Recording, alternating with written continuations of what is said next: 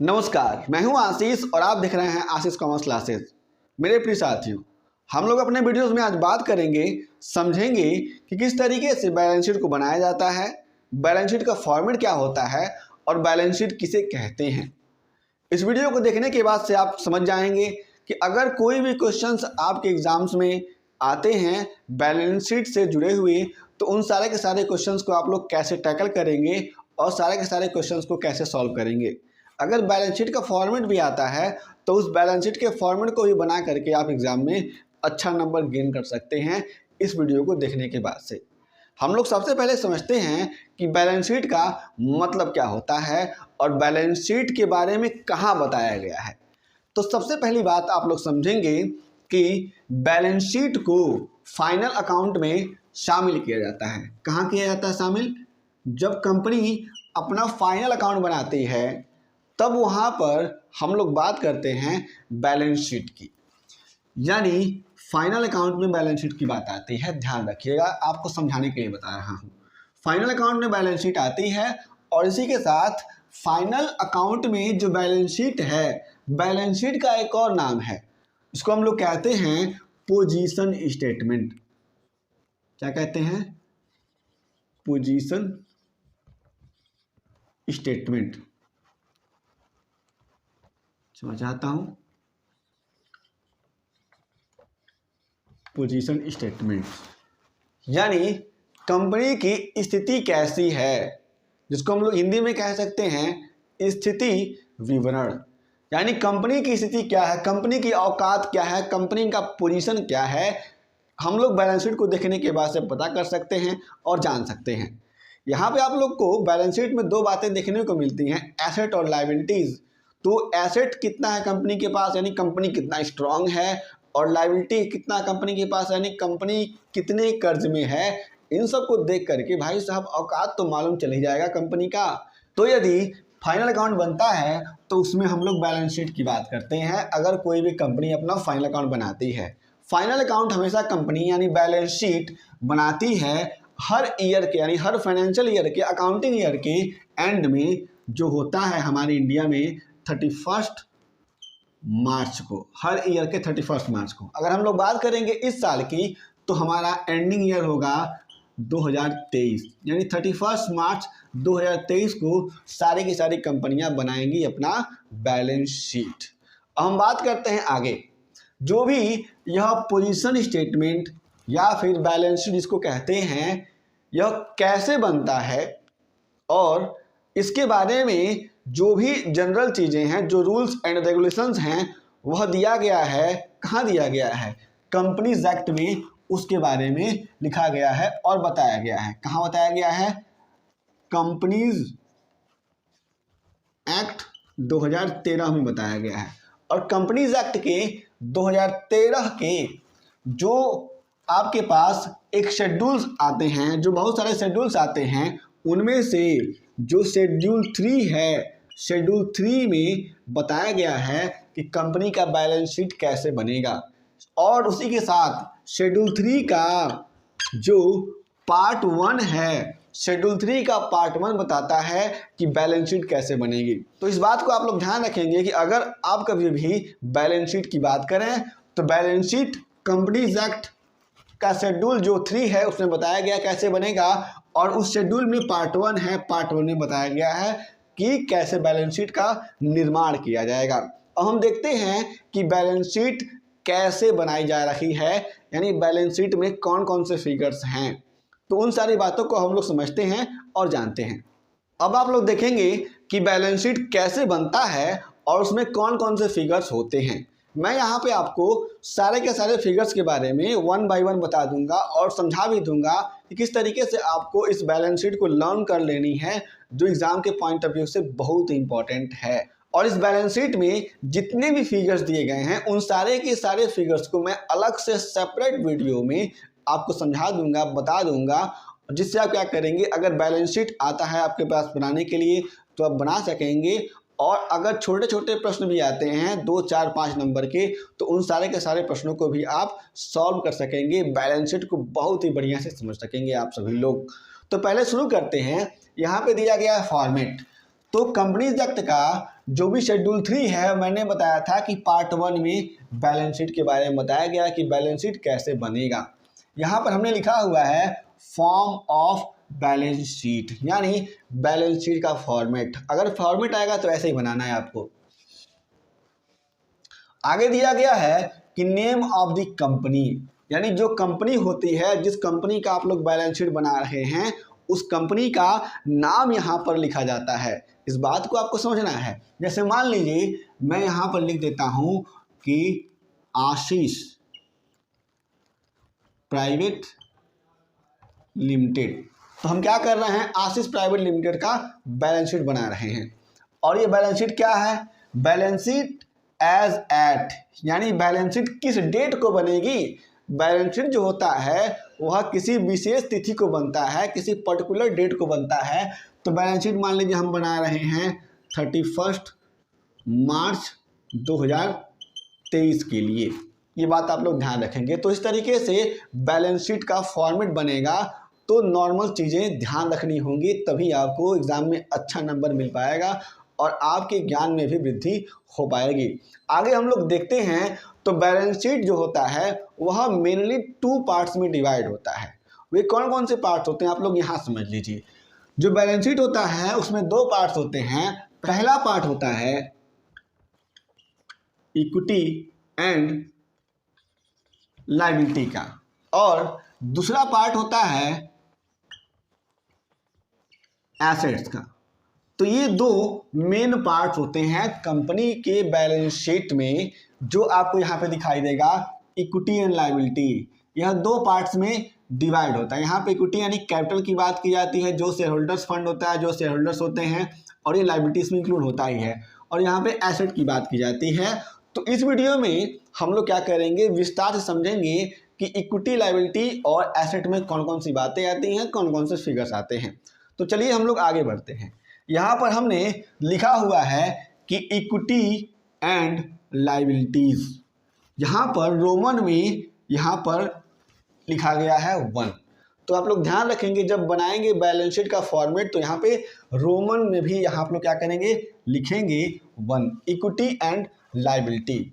अब equity and liability में कितने पार्ट होते हैं, number 1, number 2, number 3, number 4, 4 parts होते हैं इक्विटीज और लायबिलिटीज में।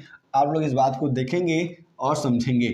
इन चारों को आप लोग क्या कर सकते हैं, सीक्वेंस में याद कर सकते हैं। जैसे share holders fund, share application money pending allotment, non current liabilities और करंट लायबिलिटीज। फटाक से याद हो जाता है कि हमारे पास 4 पार्ट्स होते हैं, किसके, लायबिलिटी साइड के। पूरे बैलेंस शीट के 2 पार्ट, इक्विटीज एंड लायबिलिटी और एसेट, और यहाँ पर इक्विटीज और लायबिलिटी के 4 पार्ट्स होते हैं, shareholders fund, share application money pending allotment, non current liabilities और करंट लायबिलिटीज। ये 4 पार्ट्स होते हैं बैलेंस शीट में। इस बात को आप लोग देखेंगे और सुनेंगे, समझेंगे।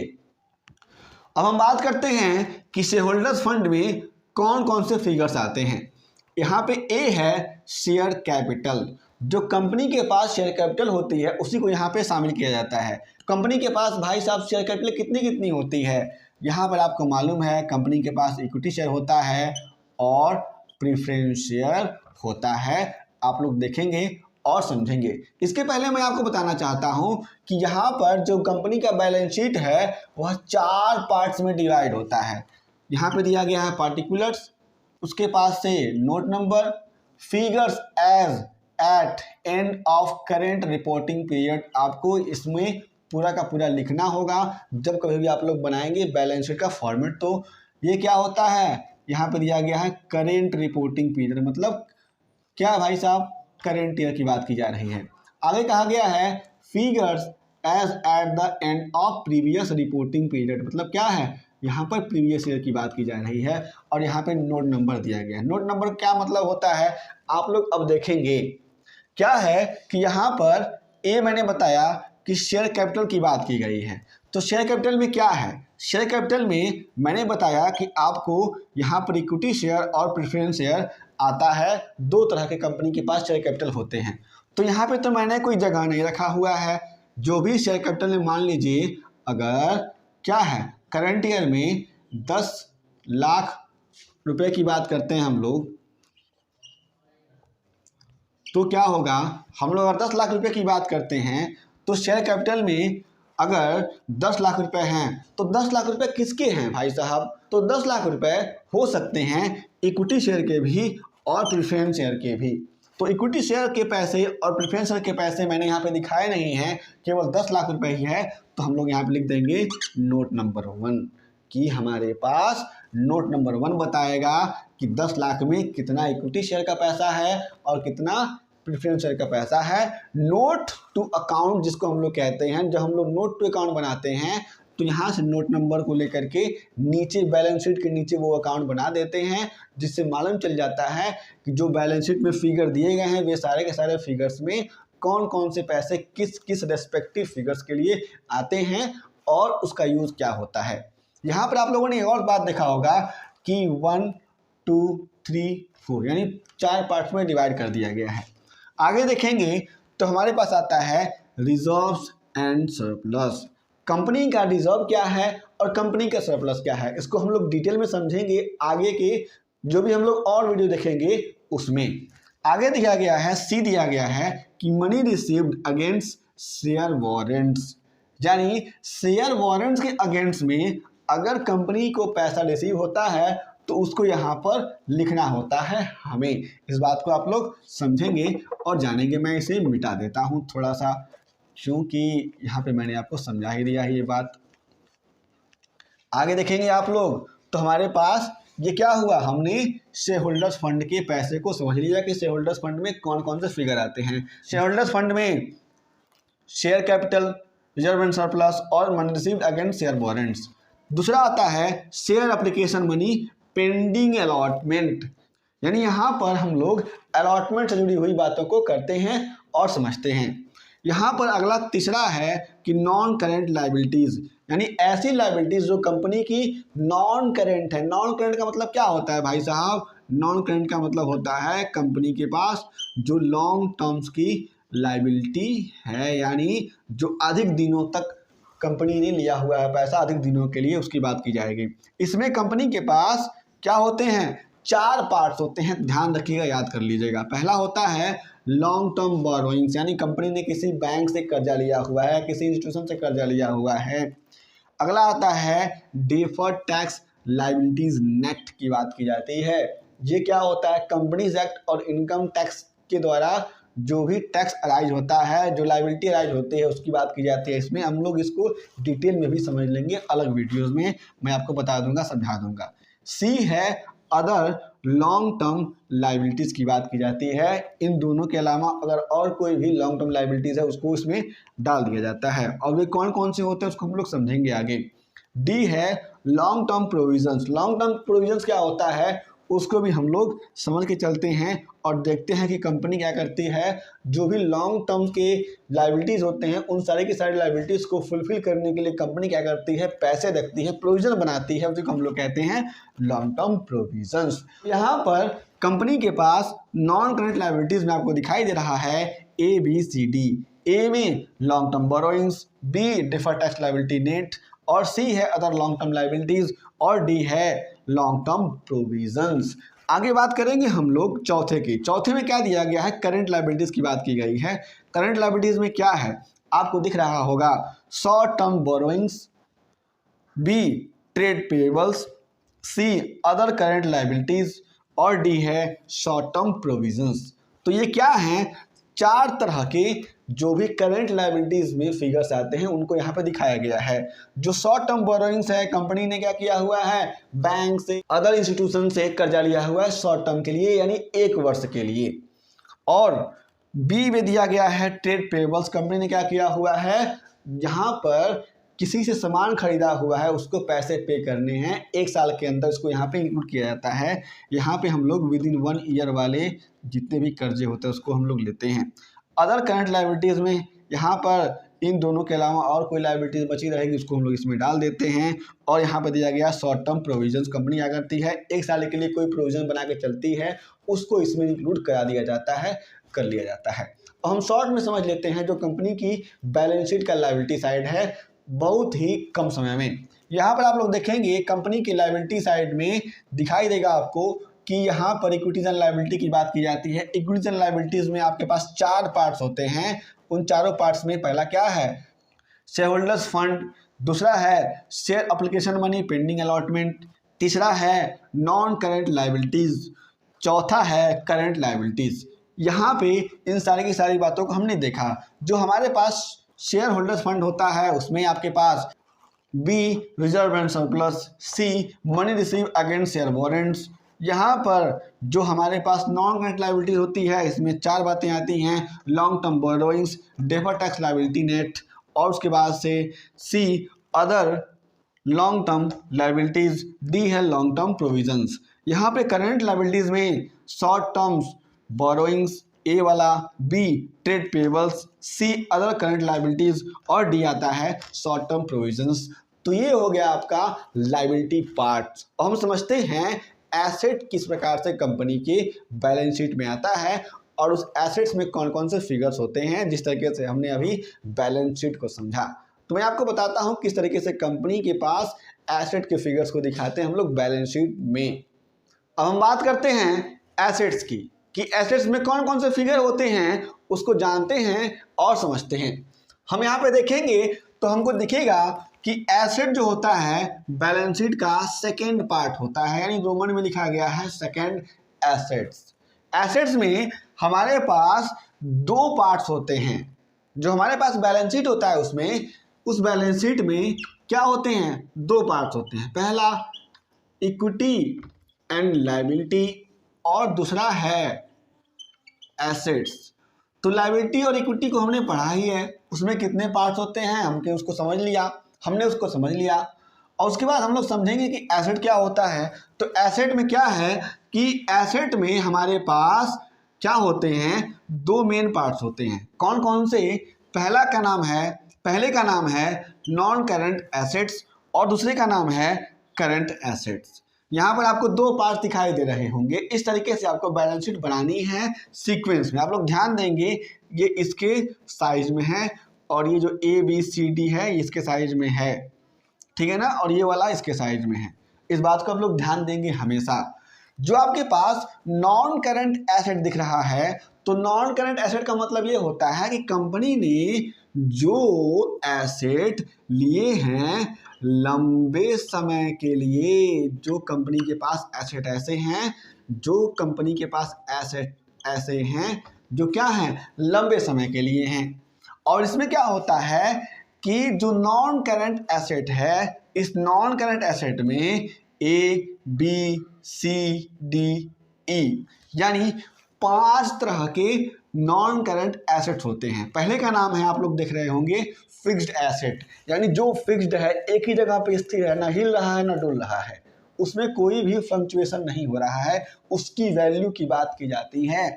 दूसरा है नॉन करंट इन्वेस्टमेंट। कंपनी ने क्या किया हुआ है कि जो लंबे समय के लिए कहीं पे इन्वेस्टमेंट किया हुआ है।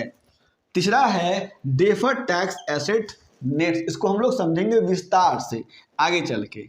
चौथा है long term loans and advances. Company ने क्या किया हुआ है, किसी भी व्यक्ति को, किसी भी इंस्टीट्यूशंस को क्या किया हुआ है, लॉन्ग टर्म के लिए लोन्स और एडवांस दिया हुआ है, एडवांस किया हुआ है, यानी 3 साल 4 साल 5 साल 6 साल 10 साल के लिए। तो उसमें हम लोग क्या करते हैं, इंक्लूड करते हैं long term loans and advances को। और यहाँ पे आपको दिखाई देगा E यानी 5वें में अदर नॉन करंट एसेट्स। तो जो भी इन सारे में नहीं आते हैं उनको हम लोग क्या करते हैं, अदर नॉन करंट एसेट में इंक्लूड कर देते हैं और हम लोग समझ लेते हैं। जब कभी भी बैलेंस शीट बनाते हैं एक्चुअल में, तब आपको देखने को मिलेगा। हमने यहाँ पे एक चीज छोड़ा हुआ है। क्या छोड़ा हुआ है भाई साहब, देख लेते हैं इसको भी हम लोग। यहाँ पर जो आपको फिक्स्ड एसेट दिखाई दे रहा है, फिक्स्ड एसेट में 1 2 3 4, यहाँ पे आपको 4 पार्ट दिखाई दे रहे हैं। यहाँ पे हम लोग देखेंगे, समझ में आएगा कि हमारे पास पहला है टेंजिबल एसेट्स। टेंजिबल एसेट का मतलब ये होता है कि जो टेंजिबल है, देखा जा सकता है, छुआ जा सकता है। दूसरा आता है हमारे पास, इसमें हमारे पास बैलेंस शीट में जो टेंजिबल एसेट्स है, इसमें हम लोग क्या कर सकते हैं, कोई भी फर्नीचर है, कोई भी लैंड है, कोई भी बिल्डिंग है, सबको इंक्लूड कर सकते हैं। अगला आता है टेंजिबल्स, गुडविल, पेटेंट, कॉपीराइट्स, तमाम तरह की चीज़ें इसमें आती हैं इनटेंजिबल एसेट्स में। अगला है कैपिटल वर्क इन प्रोग्रेस, ऐसा कैपिटल जो वर्क इन प्रोग्रेस में है। और उसके आगे है टेंजिबल एसेट्स अंडर डेवलपमेंट, इसको भी हम लोग आगे समझेंगे और जानेंगे। अभी मैं सारा का सारा बताऊंगा तो वीडियो बहुत बड़ा हो जाएगा, लेंदी हो जाएगा। हम लोग आगे समझते हैं करंट एसेट के बारे में। हमने इसको समझ लिया पूरा का पूरा। करंट एसेट में कुल मिला करके 2, 2, 4, 2, 6 फिगर्स आते हैं। इसको आप लोग याद करेंगे, समझ में आएगा और याद भी हो जाएगा। पहला होता है करंट इन्वेस्टमेंट्स। कंपनी ने क्या किया हुआ है, जो 1 साल के लिए किसी भी कंपनी में, किसी भी इंस्टीट्यूशंस में क्या किया हुआ, इन्वेस्टमेंट किया हुआ, अपने पैसे को लगाया हुआ है, उसको हम लोग क्या करते हैं यहाँ पर समझ लेते हैं करंट इन्वेस्टमेंट में। अगला है इन्वेंट्रीज। जब किसी भी कंपनी का प्रोडक्शन होता है तो प्रोडक्शन के टाइम कंपनी के पास बहुत सारे स्टॉक्स होते हैं। उस समय वे सारे के सारे स्टॉक्स, या फिर कोई भी ट्रेडिंग कंपनी है तो ट्रेडिंग कंपनी के पास गोडाउन में बहुत सारे स्टॉक्स पड़े होते हैं, उसको हम लोग क्या करते हैं, इन्वेंट्री में इंक्लूड कर देते हैं, यहाँ पे जो करंट एसेट में दिया गया है।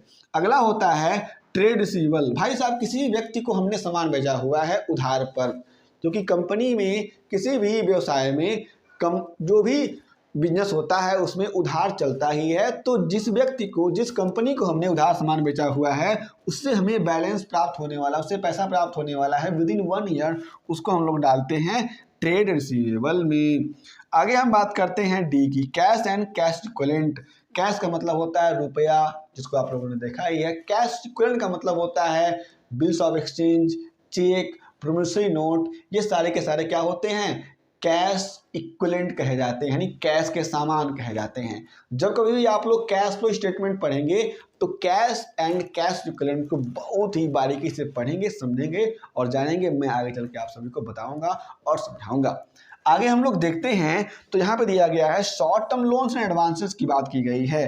तो कंपनी ने किसी भी इंस्टीट्यूशंस को, किसी भी पर्सन्स को 1 साल के लिए क्या दिया हुआ है, कर्जा दिया हुआ है, लोन दिया हुआ है। लो भाई, 1 साल के तुमको लोन दे दिया, इसको हम लोग कहेंगे short term loans and advances.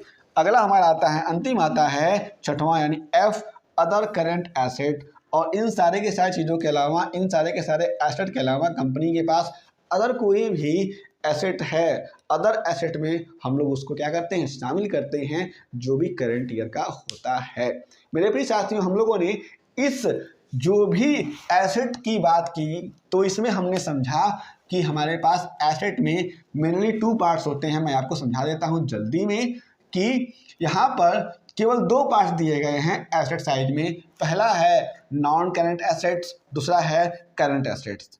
Non current asset में हमारे पास 5 पार्ट्स दिए गए हैं। A, fixed assets, B, non current investment, C, deferred tax assets, D है long term loans and advances और ई है अदर नॉन करंट एसेट्स। यहाँ पर फिक्स्ड एसेट जो है, फिक्स्ड एसेट में हमारे पास देखने को मिलेगा कि यहाँ पर पहला है टेंजिबल एसेट्स, दूसरा है इंटेंजिबल एसेट, तीसरा है कैपिटल वर्क इन प्रोग्रेस, चौथा है इनटेंजिबल एसेट्स अंडर डेवलपमेंट। हम बात करते हैं, आगे चलते हैं दूसरे की। दूसरे में हमारे पास दिया गया है करंट एसेट के बारे में बात की गई है।